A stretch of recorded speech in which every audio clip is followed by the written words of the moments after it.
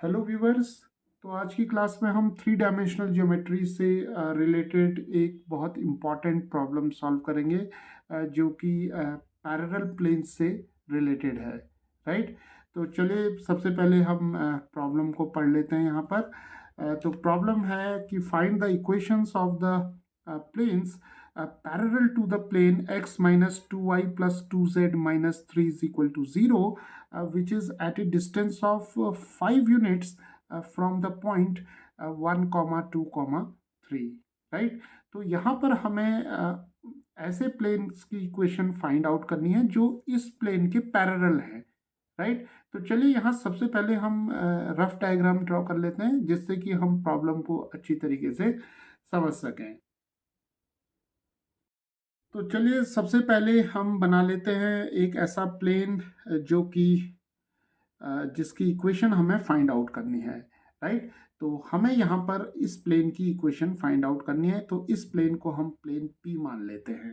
Right. और ये plane जो है वो इस प्लेन के पैरेलल है। राइट। तो चलिए इस प्लेन को हम यहाँ पर ड्रॉ कर लेते हैं कुछ इस तरीके से। राइट। तो यहाँ पर अगर हम कुछ रफ डायग्राम है ये, तो हम इस प्लेन को कुछ इस तरीके से ड्रॉ कर लेते हैं और इस प्लेन को हम मान लेते हैं P1। राइट। तो इस प्लेन की जो इक्वेशन है वो है x minus 2y plus 2z minus 3 is equal to 0।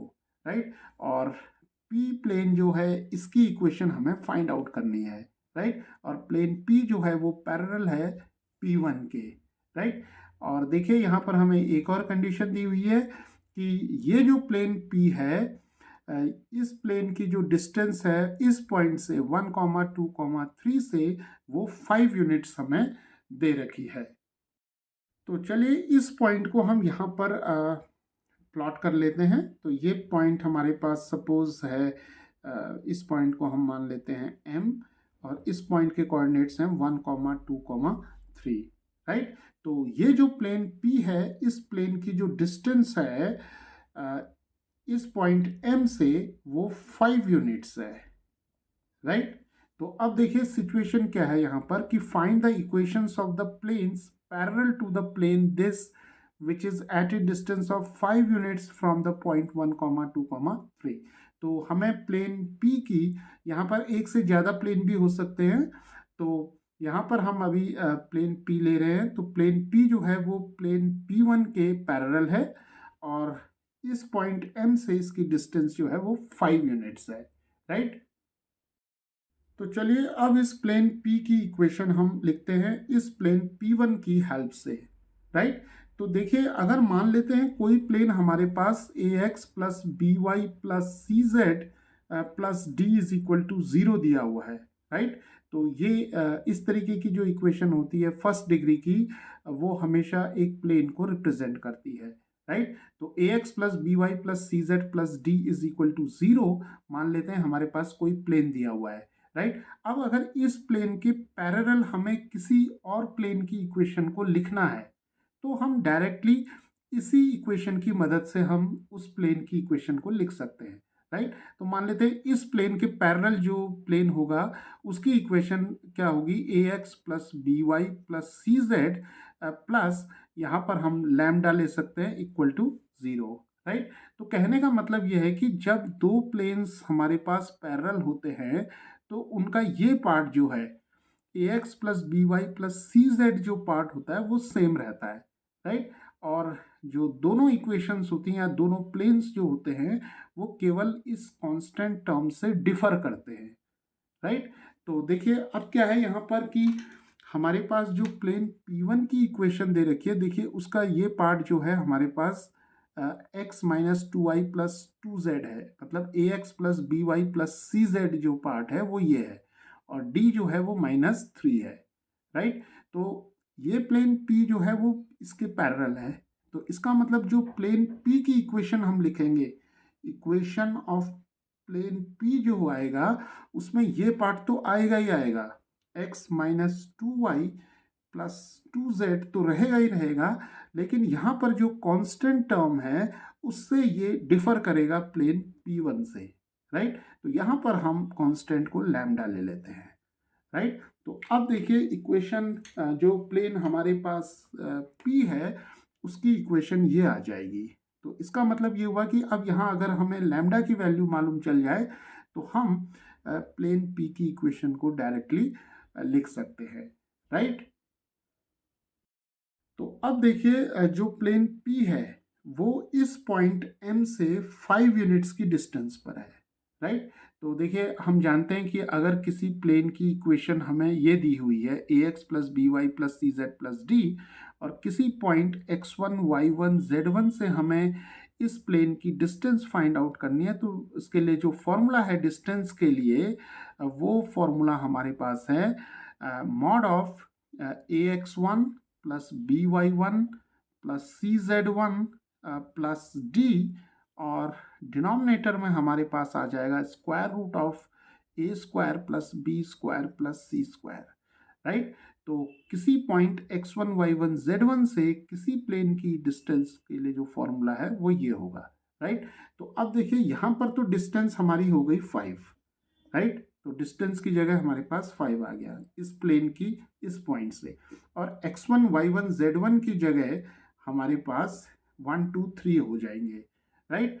तो देखिए तो अब हम क्या करेंगे, यहाँ पर एक्स वाई जेड की जगह हम 1 2 3 लिखेंगे, राइट। तो देखिए हमारे पास डिस्टेंस के लिए फॉर्मूला हो जाएगा x1 minus 2y1 plus 2z1 plus lambda, और divided by square root of A square plus B square plus C square. तो यहाँ x का कोफिशिएंट 1 है तो 1 का स्क्वायर, y का कोफिशिएंट -2 है तो -2 का स्क्वायर, और z का कोफिशिएंट 2 है तो 2 का स्क्वायर आ जाएगा, राइट।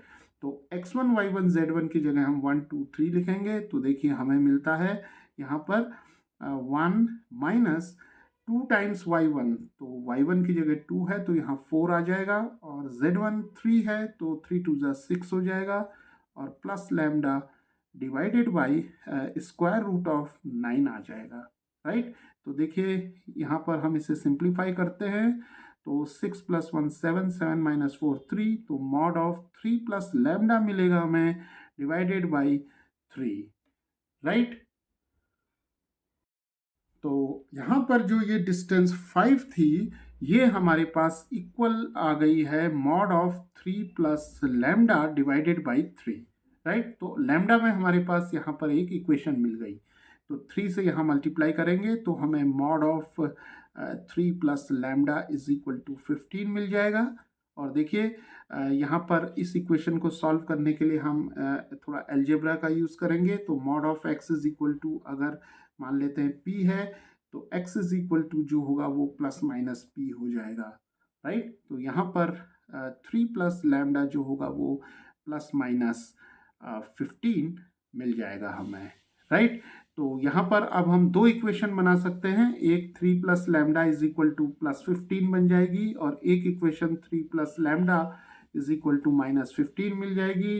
तो लैम्डा इज इक्वल टू यहाँ से हमें मिल जाएगा 15 माइनस 3 12, और यहाँ से लैम्डा हमें मिलेगा -15 माइनस 3 दैट इज -18, राइट। तो अब देखिए यहाँ पर लैम्डा की दो वैल्यूज मिल गई हैं, तो सबसे पहले लैम्डा की वैल्यू यहाँ 12 रखेंगे, तो देखिए इक्वेशन मिल जाएगी x minus 2y plus 2z plus 12 is equal to 0, और अगर हम लैम्डा की वैल्यू -18 रखते हैं यहाँ पर तो x minus 2y plus 2z minus 18 is equal to 0 मिल जाएगी, राइट। तो यहाँ पर हमारे पास दो प्लेन्स होंगे जो कि पैरेलल होंगे इस प्लेन P1 के, राइट। तो इसका मतलब ये हुआ कि यहाँ पर हमारे पास अगर हम इस प्लेन P को ये वाला प्लेन मान लें तो जो दूसरा प्लेन होगा वो कुछ इस तरीके से, ये हम केवल एक रफ डायग्राम बना रहे हैं यहाँ पर, तो यहाँ पर जो है कुछ इस तरीके से हमें एक और प्लेन मिल जाएगा, राइट। और इस प्लेन की डिस्टेंस जो होगी वो इस पॉइंट से 1 2 3 से ये भी जो होगी वो 5 यूनिट्स होगी, राइट। तो यहाँ पर हमें दो प्लेन्स मिलेंगे, यानी कि एक जो ब्लू कलर में है और दूसरा जो ग्रीन कलर में है, और ये दोनों प्लेन्स जो होंगे वो इस प्लेन P1 के पैरेलल होंगे, और ओवरऑल अगर हम ये कहें तो ये तीनों प्लेन्स जो होंगे वो आपस में पैरेलल होंगे, because all these three planes differ in the constant value, right. तो यहाँ पर जो कांस्टेंट है, देखिए इस प्लेन P1 के लिए यहाँ कांस्टेंट -3 है, और यहाँ पर 12 है, और यहाँ पर -18 है, राइट। और x minus 2y plus 2z जो ये वाला पार्ट है, ये तीनों इक्वेशंस में सेम है, राइट। तो तीनों प्लेन्स जो होंगे वो पैरेलल होंगे, और रिक्वायर्ड इक्वेशन जो होगी इस प्रॉब्लम के अकॉर्डिंग जो होगी वो ये दो इक्वेशंस होंगी।